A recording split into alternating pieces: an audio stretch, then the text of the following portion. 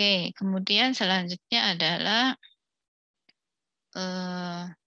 pipet volume atau biasa pipet gondok. Jadi kalau kita mau mengambil volume tertentu yang harus tepat, yang harus teliti, yang volumenya dimasukkan dalam perhitungan, maka kita menggunakan pipet volume atau pipet gondok. Tapi pipet volume itu kelemahannya volumenya itu sudah tertentu. Kalau gelas pipet ukur itu volumenya bisa fleksibel, tetapi lebih teliti dengan volume yang tertentu ini. Begitu.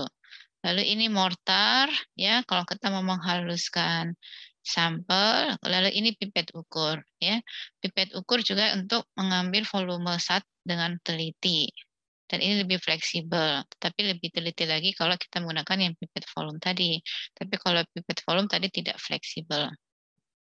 Lalu ini adalah labu semprot. Ya, jadi kita menggunakan labu semprot kalau mau melarutkan misalnya atau membersihkan atau mau apalagi menempatkan volume pada labu ukur, kita bisa menggunakan labu semprot. Kemudian ini cara menuangkan larutan, ya, jadi harus di atas meja, jangan diangkat. Caranya seperti itu. Kemudian ini prosedur untuk membuat larutan, ya. Jadi prosedur untuk membuat larutan. Kita melarutkan dulu di dalam gelas beker, begitu baru kita masukkan ke dalam labu ukur. Kemudian ini adalah buret, ya. Buret, lalu ini ada buret kita gunakan nanti kalau mau proses titrasi. Di praktikum kimia dasar sudah ada titrasi, di kimia analitik 1 juga nanti ada analitik 2 ada titrasi. Lalu ini klem buret gitu, jadi untuk menjepit buret tadi. Nah, ini cara pakai buret tangannya, kemudian mata harus sejajar dengan pembacaan dengan meniskus buret gitu.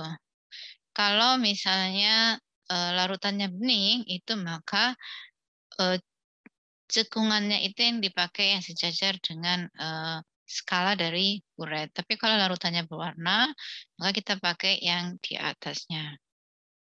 Kemudian ini adalah cawan uap, ya, evaporating dish. Kita bisa menggunakan cawan uap ini, lalu ini misalnya centrifuge tube, ini adalah tabung centrifuge dulu dari kaca ya dan sangat mahal. Sekarang sudah ada yang dari polipropilen, ya, dari polimer, jadi tidak akan pecah. Kalau dulu pecah itu harganya dulu zaman saya sekolah dulu sudah 100.000 gitu. Jadi sentrifuge ini kita kalau misalkan mau minta memisahkan antara filtrat dengan residu endapan. Lalu ini adalah steril cryogenic vials, jadi tabung cryogenik yang steril. Ini biasanya untuk menyimpan sampel-sampel pada pembekuan cepat dengan menggunakan nitrogen cair, ya. Jadi ini adalah tabung-tabung atau tempat penyimpanan sampel. Kalau dilihat di sini volumenya hanya 1,5 mili atau ini 1 mili, ya, karena biasanya sampel-sampel biologis itu jumlahnya sangat sedikit. Lalu ini adalah desikator. Desikator ini fungsinya adalah untuk mendinginkan kita punya sampel atau reaksi, misalnya habis setelah pemanasan kita dinginkan supaya tidak terkontaminasi, kita menggunakan desikator ini. Atau juga untuk menyerap air, ya, biasanya di bawahnya di sini ada ini ada ini desikator yang plastik, ada tempat untuk ada material yang bisa menyerap air seperti CuSO4. Kemudian ini hidrometer jar. Ya, hidrometer jar kita bisa untuk apalagi menentukan berat jenis dari suatu larutan. Lalu ini ada magnetic stirrer, ya. Biasanya kalau yang magnetic stirrer itu kan bentuknya batang lurus begitu, ini yang bentuknya seperti bintang. Lalu ada juga magnetic stirrer yang floating. Jadi dia di permukaan, tidak pada di dasar, gitu. Jadi prinsipnya dengan sama seperti magnet. Lalu ini adalah alat soklet. Alat soklet ini adalah alat untuk melakukan ekstraksi cair-cair kita dengan menggunakan alat soklet ini. Lalu ini ada alat destilasi, ya kalau kita mau ini misalnya sampelnya di sini, kita mau mengekstrak, mungkin kalian sudah lihat di lab CEOS alat destilasi. Nah, ini alat destilasi yang skala lab yang sederhana, yang sampelnya hanya misalnya 500 gram gitu ya, sampelnya. Kalau yang di CEOS kan kilo, ya, satuannya sudah kilogram. Ini untuk skala kecil, alat destilasi untuk skala kecil. Ini ada kondensornya di sini, ini sampelnya, kemudian ini adalah penampung kondensor. Jadi kurang lebih bagannya seperti ini. Ini alat alas bulatnya, ini kondensor, lalu ini penampungan yang sudah diekstrak.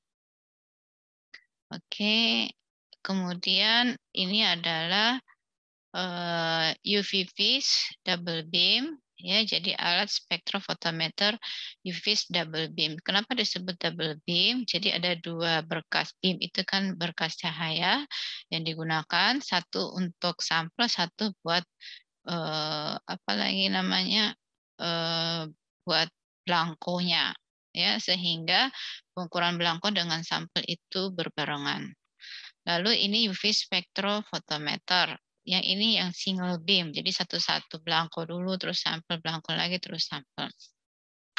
Lalu ini UV spektrofotometer tadi, alatnya, ini bagian alatnya. Jadi kalau yang double beam seperti ini, ya, ini ada detektor 1, detektor 2, jadi di sini, kemudian di sini ada diffraction grating, lalu filter, lalu di sini ada mirror, ya, mirror itu adalah cermin, kemudian dibagi dua, ya, berkas cahaya itu, satu ke reference beam atau belangko, dan satunya lagi ke sampelnya kita, kemudian diukur. Jadi pengukuran belangko dengan sampel itu bersamaan sehingga lebih teliti.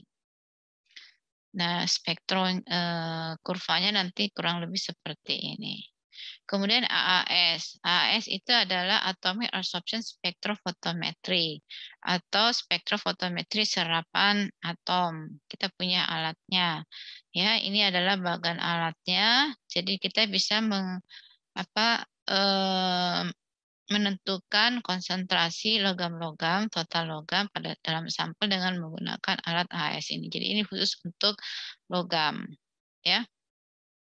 Sini ada hollow cathode lom, kemudian ini ada burner flame, di mana nanti larutan sampel kita masuk ke dalam burner ini, kemudian terjadi proses atomisasi.